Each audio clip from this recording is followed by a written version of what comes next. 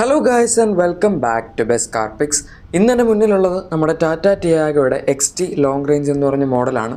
നിങ്ങൾക്കിപ്പോൾ കൊമറ്റ് വേണ്ട, പക്ഷേ എന്നാൽ ടിയാഗോ EV വേണം, അതിൻ്റെ തന്നെ കുറച്ചുകൂടെ റേഞ്ച് കൂടിയ ലോങ് റേഞ്ച് മോഡൽ വേണമെന്നുണ്ടെങ്കിൽ അതിൻ്റെ കൈൻഡ് ഓഫ് സെക്കൻഡ് ടോപ്പ് അല്ലെങ്കിൽ ബേസ് മോഡൽ എന്ന് വേണമെങ്കിൽ പറയാം. കാരണം ആകെപ്പാടെ ഞാൻ നോക്കിയിട്ട് രണ്ട് മോഡൽസ് മാത്രമേ ഇപ്പോൾ ലോങ് റേഞ്ച് കണ്ടുള്ളൂ. ഒന്ന് XT ആണ്, പിന്നെ അതിൻ്റെ മുകളിൽ വരുന്ന ഏറ്റവും ടോപ്പ് എൻ്റെ XZ+ ലൂക്സ് എന്ന് പറഞ്ഞ മോഡലാണ്. അതിൻ്റെ നടുവിൽ വേറൊന്നുമില്ല.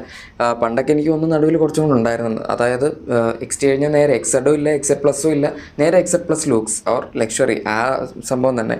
എന്തായാലും നമുക്കിപ്പോൾ ഈ പ്രൈസിൽ ഈ വേരിയൻറ്റിൽ എന്തൊക്കെ കിട്ടുന്നുണ്ടെന്ന് നോക്കാം. ആദ്യം തന്നെ ഫ്രണ്ടിലോട്ട് വരുമ്പം ടോപ്പ് എൻഡിൽ ഇപ്പോൾ LED ഹെഡ്ലൈറ്റ്സ് നമുക്ക് കിട്ടുന്നുണ്ട്. ഇതിൻ്റെ അകത്ത് പക്ഷേ സാധാരണ ഹാലജൻ ബൾബ് തന്നെയാണ് വരുന്നത്. ബാക്കി ഡിസൈനിലൊന്നും പ്രത്യേകിച്ച് വലിയ ചേഞ്ചസ് ഒന്നും പറയാനില്ല. പിന്നെ ആ ഒരു ലൈറ്റിൻ്റെ താഴത്തോടെ പോകുന്ന ചെറിയൊരു ബ്ലൂ കളർ ബാർ ഇപ്പോഴും അവർ കൊടുത്തിട്ടുണ്ട്. അതുപോലെ നമ്മുടെ താഴത്തോട്ട് വരാനാണെങ്കിൽ ഇതിനകത്ത് DRLs വരുന്നില്ല, ടോപ്പ് എൻഡിൽ DRLs ഉണ്ട്. പിന്നെ ഫോഗ് ലാമ്പില്ല. ഫോഗ് ലാമ്പ് ആക്ച്വലി നിങ്ങളിപ്പോൾ ടോപ്പ് എൻഡ് എടുക്കുകയാണെങ്കിലും അവർ കൊടുക്കുന്നില്ല. പണ്ട് ടോപ്പ് എൻഡിൽ ഉണ്ടായിരുന്നു, പക്ഷേ അപ്ഡേറ്റ് ചെയ്ത് 2025 വന്നപ്പോഴേക്കും അത് അവരെടുത്ത് കളഞ്ഞു. പിന്നെ ബമ്പറിൻ്റെ ഡിസൈനൊക്കെ സെയിം ആണ്. ടോപ്പിലേക്ക് വരുമ്പോൾ താഴത്ത് നിങ്ങൾക്ക് കുറച്ചും കൂടെ ഒരിത്തിരി ഡിസൈൻ എലിമെൻറ്റ്സ് പോലെ കിട്ടുമെന്ന് മാത്രം. ഇനി സൈഡ് പ്രൊഫൈൽ നോക്കാനാണെങ്കിൽ ഇവിടെ നിങ്ങൾക്ക് ഈ വാഹനത്തിൻ്റെ ലെങ്ത്തും ഡയമെൻഷൻസും ഒക്കെ കാണാം. അത്യാവശ്യം ലെങ്ത്തുള്ള വണ്ടിയാണ്. 3769 മില്ലിമീറ്റേഴ്സ് ലെങ്ത് ഉണ്ട്.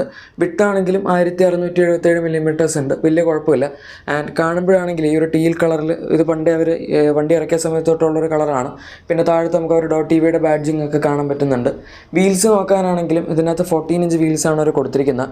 ടയർ സൈസ് 175/65 R14s ആണ്. ഈ ഒരു ഹൈപ്പർ സ്റ്റൈൽ സ്റ്റീൽ വീൽസ് വേണമെങ്കിൽ നിങ്ങൾ ടോപ്പിൻ്റെ പോകേണ്ടി വരും. ഇതിൻ്റെ അകത്ത് നമുക്ക് സാധാരണ സ്റ്റീൽ വീൽസ് തന്നെയാണ് കിട്ടുന്നത്. അതിൻ്റെ മുകളിൽ ഒരു ക്യാപ്പ് ഇട്ടിട്ടുണ്ടെന്നേ ഉള്ളൂ.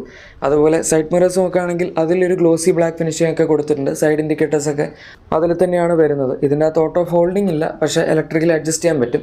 പിന്നെ ഡോർ ഹാൻഡിൽസ് ഒക്കെ നമുക്ക് ബോഡി കളർഡ് ഫിനിഷിൽ തന്നെ അവർ കൊടുത്തിട്ടുണ്ട്. ഇതാണ് ഈ വാഹനത്തിൻ്റെ ഓവറോൾ ഒരു സൈഡ് ലുക്ക് വരുന്നത്. ഇനി റിയർ ലുക്കിലോട്ട് വരാനാണെങ്കിൽ ഇവിടെ അങ്ങനെ പ്രത്യേകിച്ച് വലിയ മാറ്റങ്ങളൊന്നും പറയാനില്ല. പിന്നെ ഈ ഒരു വേരിയൻ്റ് ആയതുകൊണ്ടുള്ള കുറച്ച് ചെറിയ ചെറിയ വ്യത്യാസങ്ങളേ ഉള്ളൂ. ഈ ഒരു ലുക്ക് നിങ്ങൾക്ക് കാണാം. ഇതിൻ്റെ അകത്ത് നമുക്ക് ആൻറ്റിനയൊക്കെ വരുന്നത് സാധാരണയാണ്. പിന്നെ ആ ഒരു സാധാരണ ഒരു സ്പോയിലറിൻ്റെ ചെറിയൊരു ലിപ്പ് പോലെ, അതായത് എൻ പോർഷന് മാത്രം ഒരു ഗ്ലോസി ബ്ലാക്ക് ഫിനിഷ് കൊടുത്തിട്ടുണ്ട്. ഷാക്കിൻ ആൻറ്റിനല്ല, നോർമൽ റബ്ബറൈസ്ഡ് ആൻറ്റിനാണ് വരുന്നത്. അതുപോലെ നിങ്ങൾക്ക് ഇവിടെ റിയർ ലുക്ക് കാണാം. ഇതിൻ്റെ അകത്ത് നമുക്ക് ടെയിൽ ലാംപ്സ് ഒക്കെ സാധാരണ ആ ഒരു ഹാലജൻ ബൾബിൻ്റെ ട്രീറ്റ്മെൻറ്റിൽ തന്നെയാണ് വരുന്നത്. അതോടെ കാണിച്ചത് ഇതിൻ്റെ അകത്ത് എല്ലാ ബൾബും ആക്ച്വലി ഹാലജൻ ആണ്. പ്രത്യേകിച്ച് അങ്ങനെ LED ആയിട്ടൊന്നും പറയാനില്ല. അതിപ്പോൾ ടോപ്പ് എൻഡിലാണെങ്കിലും സെയിം ലൈറ്റ്സ് തന്നെയാണ് നമുക്ക് കിട്ടുന്നത്. ടാറ്റയുടെ ക്രോം അല്ലാത്തൊരു വൈറ്റ് ഷെയ്ഡിൽ വരുന്ന ലോഗോ കാണാം. താഴത്തെ ടിയാഗോയുടെ ബാഡ്ജിങ് ഉണ്ട്, tiago.tv. ഇതിനകത്ത് ക്യാമറ വരുന്നില്ല. അതുപോലെ തന്നെ നമുക്ക് ബൂട്ട് ഓപ്പൺ ചെയ്യാനായിട്ട് ആ ഇലക്ട്രോക്രോമിക് സ്വിച്ച് ഒന്നും വരുന്നില്ല. അതിന് പകരം നമ്മൾ ഒന്നേക്ക് ഇട്ട് തുറക്കണം, അല്ലെങ്കിൽ അകത്തും തുറക്കണം. ഇതാണ് ഈ വാഹനത്തിൻ്റെ ബൂട്ട് സ്പേസ് വരുന്നത്. ഈ ഒരു വേരിയൻ്റ് അകത്ത് പാർസൽ ട്രെയിം ആക്ച്വലി നമുക്ക് കിട്ടുന്നില്ല. ചാർജറും കുറേ സാധനങ്ങളൊക്കെ ഇതിനകത്ത് കിടപ്പുണ്ട്. ഓൺ പേപ്പർ പറയാനാണെങ്കിൽ 240 ലിറ്റേഴ്സ് ആണ് ഇതിൻ്റെ ബൂട്ട് ക്യാരിങ് കപ്പാസിറ്റി വരുന്നത്. അത്യാവശ്യം ഡീസൻ്റ് ആണ്. സോ ഇത്രയൊക്കെയാണ് ഈ വാഹനത്തിൻ്റെ എക്സ്റ്റീരിയറിനെ പറ്റി നമുക്കിപ്പോൾ പറയാൻ പറ്റുന്നത്. ഇനിയിപ്പോൾ ഇതിൻ്റെ പവർ ഫിഗേഴ്സും സംഭവങ്ങളൊക്കെ ജസ്റ്റ് ഒന്ന് പറയാം. ഇപ്പോൾ ഇതിൻ്റെ ഹുഡ് ഞാൻ ഓപ്പൺ ചെയ്യാൻ പോവാണ്. ആക്ച്വലി വണ്ടി ഓണാണ്. വണ്ടി ഞാൻ ഈ വീഡിയോ എടുക്കുന്ന സമയത്ത് ഫുൾ ഓണാണ്, കാരണം അത്രയാളിരിപ്പുണ്ട്. എന്തായാലും ഇതാണ് ഇതിൻ്റെ ഒരു ഫുൾ സിസ്റ്റം വരുന്നത്. ഹുഡ് എന്ന് പറയാൻ പറ്റില്ല, ഇതിൻ്റെ അകത്ത് മോട്ടറും ബാറ്ററിയും സംഭവങ്ങളൊക്കെയാണ് ഇരിക്കുന്നത്. ബാറ്ററി ആക്ച്വലി ഇവിടെ അല്ല, ബാക്കിലത്തെ സീറ്റിൻ്റെയും ബൂട്ടിൻ്റെയും അതിൻ്റെ ഇടയിലൊക്കെ ആയിട്ടാണ് ഒരു പ്ലേസ് ചെയ്തിരിക്കുന്നത്. എന്തായാലും ഇതിൻ്റെ അകത്ത് രണ്ട് മോഡൽസാണ് വരുന്നത്. 24 kWh ബാറ്ററി പാക്കുള്ള മോഡലുണ്ട്, 19.2 kWh ബാറ്ററി പാക്ക് വരുന്ന മോഡലുണ്ട്. 24 kWh വരുന്ന മോഡലാണ് എടുക്കുന്നതെങ്കിൽ 74 bhp 114 Nm ടോർക്കും, 19.2 kWh മോഡലാണ് എടുക്കുന്നതെങ്കിൽ നമുക്ക് കിട്ടുന്നത് 60 bhp അതുപോലെ 110 Nm ടോർക്കുമാണ്. മീഡിയം റേഞ്ചിന് 223 ലോങ് റേഞ്ചിന് 293 കിലോമീറ്റേഴ്സുമാണ് പുതിയ ക്ലെയിംഡ് റേഞ്ച് അവർ പറഞ്ഞിരിക്കുന്നത്. നേരത്തെ ഇതിലും കുറച്ചുകൂടെ കൂടുതലായിരുന്നു, പക്ഷേ ഇപ്പോൾ ഒരു ടെസ്റ്റിംഗ് സൈക്കിളൊക്കെ വെച്ച് മാറ്റി ഒന്നുകൂടെ ചെയ്തപ്പം കുറച്ചും കൂടെ റേഞ്ച് കുറവാണ് പറയുന്നത്. നല്ല കാര്യമാണ്, കാരണം റിയൽ ലൈഫിൽ നമുക്ക് ഏകദേശം 200 കിലോമീറ്റേഴ്സൊക്കെ ഇതിന് കിട്ടുന്നുള്ളൂ. എന്തായാലും ഇതിൻ്റെ ഒരു ഡ്രൈവ് റിവ്യൂ അധികം വേഗാതെ വരും. ലോങ് റേഞ്ചിന് മാക്സിമം 200 ഉള്ളെങ്കിൽ മീഡിയം റേഞ്ചിന് എന്തായാലും 150 അടുത്തൊക്കെ എക്സ്പെക്ട് ചെയ്താൽ മതി. എനിവേ നമുക്കിനി ഇൻറ്റീരിയറിലോട്ട് പോകാം. സോ ഇവിടെ ഇതിൻ്റെ ടോപ്പ് എൻഡ് വെച്ച് കമ്പയർ ചെയ്യുമ്പോൾ നമുക്കറിയാം പുതിയ വണ്ടി അപ്ഡേറ്റ് ചെയ്ത് വന്നിരിക്കുന്നതിൽ ഒരുപാട് വ്യത്യാസങ്ങളുണ്ടായിരുന്നു. Infotainment system, instrument cluster, steering wheel തുടങ്ങിയ കാര്യങ്ങളൊക്കെ അവർ മാറ്റിയതാണ്. ഇവിടെയും സ്റ്റിയറിംഗ് വീല് വ്യത്യാസം നമുക്ക് കാണാൻ പറ്റും. ടാറ്റയുടെ പുതിയ 2 സ്പോക്ക് സ്റ്റിയറിംഗ് വീലൊക്കെയാണ് വരുന്നത്. ഇതിൻ്റെ ലെഫ്റ്റ് സൈഡിൽ ബട്ടൺസ്, കൺട്രോൾസ് തുടങ്ങിയ സാധനങ്ങളൊക്കെ കൊടുത്തിട്ടുണ്ട്. റൈറ്റ് സൈഡ് പ്ലെയിൻ ആണ്. പിന്നെ സെക്കൻഡ് ടോപ്പ് ആയതുകൊണ്ട് തന്നെ വണ്ടിയിൽ ഡ്യുവൽ ഹോൺ കൊടുത്തിട്ടുണ്ട്. ആ ഒരു സൗണ്ട് കേൾക്കാനുണ്ട്. അതുപോലെ മീറ്റർ കൺസോൾ പണ്ടത്തെ സെയിം ക്ലസ്റ്റർ തന്നെയാണ് ഇതിൻ്റെ അകത്ത് കൊടുത്തിരിക്കുന്നത്. ടോപ്പ് എൻഡിലാണ് അവർ കുറച്ച് വ്യത്യാസങ്ങളൊക്കെ വരുത്തി ഒരു ഇത്തിരി കൂടെ പുതിയ മോഡേൺ ഡിസ്പ്ലേയിലോട്ട് മാറ്റിയിരിക്കുന്നത്. ഇതിൻ്റെ അകത്ത് നമുക്ക് ആവശ്യമുള്ള എല്ലാ സാധനങ്ങളും കാണാൻ പറ്റും. പിന്നെ കുറച്ച് ബേസിക് ആണ് എന്ന് തോന്നും എന്നുള്ളൊരു പ്രശ്നം മാത്രമേ ഉള്ളൂ.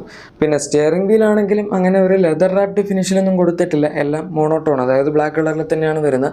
ചിലതിൻ്റെ അകത്ത് അവരകത്ത് വേറെ കളർ പുറത്ത് വേറെ കളർ അങ്ങനെ കൊടുക്കാറുണ്ടല്ലോ.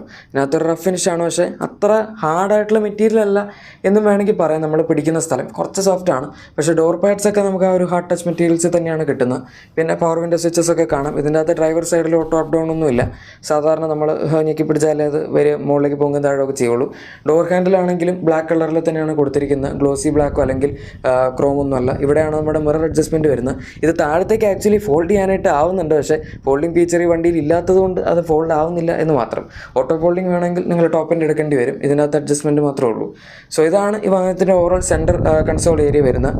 ഇനി ഇവിടെ നോക്കാനാണെങ്കിൽ ഇതാണ് അവർ ടച്ച് സ്ക്രീൻ ഇൻഫോർടൈം സിസ്റ്റം. 7 ഇഞ്ചസിൻ്റെ ടാറ്റ കുറേ കാലങ്ങളായിട്ട് ഉപയോഗിച്ച് വരുന്ന ഇൻഫോർടൈം സിസ്റ്റമാണ്. ഇപ്പോൾ ഇത് പണ്ടത്തെ അത്രയും ലാഗിയല്ല, എന്നാലും നമുക്കങ്ങനെ ഇപ്പോഴത്തെ ഒരു ടോപ്പ് നോച്ച് സിസ്റ്റം എന്നുള്ള രീതിയൊന്നും പറയാൻ പറ്റില്ല. ജസ്റ്റ് ഒരു സൗണ്ട് ഡെമോ ഞാൻ വേണമെങ്കിൽ കേൾപ്പിച്ചു തരാം.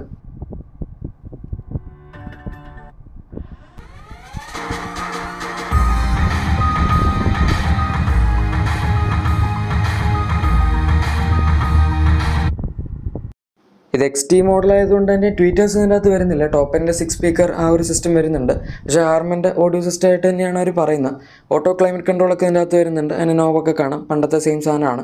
പിന്നെ അതുപോലെ തന്നെ ഇതിന് ഡ്രൈവ് മോഡ് സെലക്ടർ ആണെങ്കിലും പഴയ സെയിം സാധനം തന്നെയാണ്. ഇത് ആദ്യമായിട്ട് 2020 വന്ന നെക്സോണിലുള്ള സെയിം സാധനം ആയതുകൊണ്ട് തന്നെ യൂസബിലിറ്റിയിൽ കുറച്ച് ബുദ്ധിമുട്ടുണ്ട്. ചില സമയത്ത് നമ്മൾ ഒരു ചെറിയ തിരിച്ചു കഴിഞ്ഞാൽ അത് ഡ്രൈവിലോട്ട് വീഴില്ല. അപ്പോൾ നമ്മൾ 2 പ്രാവശ്യം തിരിക്കും, അപ്പോൾ ചിലപ്പോൾ സ്പോട്ടിലോട്ട് പോകും. അങ്ങനത്തെ കുറച്ച് കൺഫ്യൂഷൻസ് ഒക്കെ ഉണ്ട്. പെട്ടെന്ന് നമ്മൾ യൂസ് ടു ആവാൻ ഒത്തിരി സമയം എടുക്കുന്നുണ്ട്. ഇവരുടെ പുതിയ കൺട്രോൾ പാനൽ അതൊക്കെ വെച്ച് കമ്പയർ ചെയ്യുമ്പോൾ കുറച്ചുകൂടി നല്ലതാണ്. ഇതിൻ്റെ ഇടയ്ക്ക് നടുവിൽ ഡിസ്പ്ലേ ഉള്ളൊരു സാധനം വന്നായിരുന്നു, അത് ഇതിലും നല്ലതാണ്. പക്ഷേ ഇപ്പോൾ നമ്മുടെ ആ ഒരു ടോഗിൾ സാധനം വരുന്നത് കുറച്ചും കൂടെ ബെറ്റർ ആണെന്ന് പറയാം. പിന്നെ ബാക്കി സാധനങ്ങളൊക്കെ ആസ് എക്സ്പെക്റ്റഡ്. സെൻട്രൽ കൺസോൾ നമുക്കറിയാം, മാനുവൽ ഹാൻഡ് ബ്രേക്ക് ഉണ്ട്. അതുപോലെ തന്നെ 3 കപ്പ് ഹോൾഡേഴ്സ്, 2 കപ്പ് ഹോൾഡേഴ്സ്, ഒരു ചെറിയ കപ്പ് ഹോൾഡർ ഉണ്ട്. ആൻഡ് ഡാഷ്ബോർഡ് ലേഔട്ട് ഈ ഒരു ട്രൂ ടോൺ ഫിനിഷിലാണ് വരുന്നത്. ഒന്നൊരു കൈൻഡ് ഓഫ് ഒരു റഫ് ബ്ലാക്കും പിന്നെ താഴത്ത് നമുക്കൊരു ബേജ് എന്ന് പറയാൻ പറ്റില്ല, എന്നാൽ അതുപോലത്തെ ഒരു മെറ്റീരിയലാണ്. മാനുവൽ ഡേ നൈറ്റ് IR വരുന്നുണ്ട്, ഓട്ടോ ഡിമ്മിംഗ് ഒന്നുമില്ല. പിന്നെ ആ ഒരു ക്ലസ്റ്റർ നിങ്ങൾക്ക് സൈഡിൽ നമുക്ക് നോക്കാം. ഒരു ഗ്ലോസി ബ്ലാക്ക് ഫിനിഷൊക്കെ AC വെൻസിൻ്റെ ചുറ്റുമൊക്കെ കൊടുത്തിട്ടുണ്ട്. സെൻട്രൽ AC വെൻസിൻ്റെ ചുറ്റും അവർ റിങ് പോലെ കൊടുത്തിട്ടുണ്ട്. അത് ക്രോം ഫിനിഷിലാണ് വരുന്നത്. ഇതാണ് ഈ വാഹനത്തിൻ്റെ ഇൻറ്റീരിയർ. ഇനി ഇതിൻ്റെ റിയർ സീറ്റ് സ്പേസിലോട്ട് വരാനാണെങ്കിൽ ടിയാഗോ EV അത്യാവശ്യം കുഴപ്പമില്ലാത്തൊരു ഡീസൻറ്റ് സ്പേസ് ഓഫർ ചെയ്തിരുന്ന വണ്ടിയായിരുന്നു. സാധാരണ ഇതിൽ ഇലക്ട്രിക് വാഹനങ്ങളിലോട്ട് വരുമ്പോൾ ഫ്ലോർ പാൻ എപ്പോഴും കുറച്ച് പൊങ്ങിയായിരിക്കും ഇരിക്കുന്നത്. ഇതിൻ്റെ പക്ഷേ നോർമൽ പെട്രോൾ വണ്ടി വെച്ച് കമ്പയർ ചെയ്യുമ്പോൾ അത്രയും പൊങ്ങിയല്ല ഇരിക്കുന്നത്. നെക്സോണിലൊക്കെ കുറച്ചും കൂടെ പൊക്കമുണ്ട്, അതുകൊണ്ട് അണ്ടർത്തെ സപ്പോർട്ട് വല്ലാണ്ട് ഫീൽ ചെയ്യും. ഇതിൽ പക്ഷേ ആവശ്യത്തിന് സ്പേസ് ഉണ്ട് എന്ന് നമുക്ക് പറയാം. ഫ്രണ്ടിലിപ്പോൾ റൈറ്റ് സൈഡിലെ സീറ്റ് എൻ്റെ ഹൈറ്റിന് അഡ്ജസ്റ്റ് ചെയ്തായിരുന്നു ഇട്ടിരുന്നത്. എനിക്ക് ഹൈറ്റ് കുറച്ച് കുറവാണ്, അതുകൊണ്ട് എന്നെ വെച്ച് നിങ്ങൾ കമ്പയർ ചെയ്യുകയാണെങ്കിൽ ചിലപ്പോൾ നിങ്ങൾക്ക് ഇത്തിരി സ്പേസ് കൂടുതലായിട്ട് തോന്നിയേക്കാം. അത്രയും സ്പേസ് ഇതിലില്ല. എനിവേ ഡീസൻ്റ് ആയിട്ടുള്ളൊരു സ്പേസ് ഉണ്ട്. പിന്നെ ബാക്കിൽ 2 ഫിക്സഡ് ഹെഡ് റെസ്റ്റുകളാണ് ഇതിൻ്റെ അകത്ത് കിട്ടുന്നത്. നടുവിലത്തെ പാസഞ്ചറിന് ഹെഡ് റെസ്റ്റ് വരുന്നില്ല, പക്ഷേ 3 3-point സീറ്റ് ബെൽറ്റ്സ് അവർ ഈ അപ്ഡേറ്റഡ് മോഡലിൽ കൊടുത്തിട്ടുണ്ട്. സോ ഇത്രയൊക്കെയാണ് ടിയാഗോ EVയുടെ റിയർ സീറ്റ് എക്സ്പീരിയൻസിൽ പറയാൻ പറ്റുന്നത്. റിയർ സെൻറ്റർ ആംറെസ്റ്റ് അതിൻ്റെ അകത്തില്ല. ഇനിയിപ്പോൾ ഞാൻ ജസ്റ്റ് നമ്മുടെ ബാക്കിൽ നിന്നുള്ള ഫ്രണ്ട് സൈഡ് ഡാഷ്ബോർഡ് വ്യൂവും കൂടെ കാണിച്ചു തരാം. എന്തായാലും പ്രൈസ് വെച്ച് നോക്കാനാണെങ്കിൽ XT എന്ന് പറയുമ്പോൾ ഓൺ റോഡ് ഏകദേശം ഒരു 11 ലക്ഷം രൂപയുടെ അടുത്ത് വരും.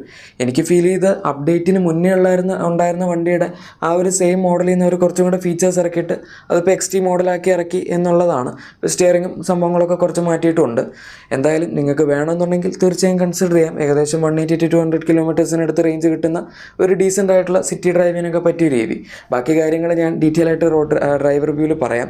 എന്തായാലും നിങ്ങളുടെ എക്സിസ്റ്റിംഗ് വാഹനത്തിന് ചെറിയ എന്തെങ്കിലും ആക്സറീസോ ക്ലീനിങ് പ്രൊഡക്ട്സോ എല്ലാം വേണമെന്നുണ്ടെങ്കിൽ നമ്മുടെ ഡിസ്ക്രിപ്ഷൻ അല്ലെങ്കിൽ പ്രൊഡക്ട്സ് ടാഗ് ചെക്കൗട്ട് ചെയ്യുക. പിന്നെ വീഡിയോ ഇഷ്ടപ്പെട്ടെങ്കിൽ തീർച്ചയായും ഇതുപോലുള്ള വീഡിയോസിനായിട്ട് ലൈക്കും സബ്സ്ക്രൈബും ഷെയറും ഒക്കെ ചെയ്ത് നമ്മുടെ ചാനലിൽ സപ്പോർട്ട് ചെയ്യായിരുന്നെങ്കിൽ വളരെ നല്ലതായിരുന്നു.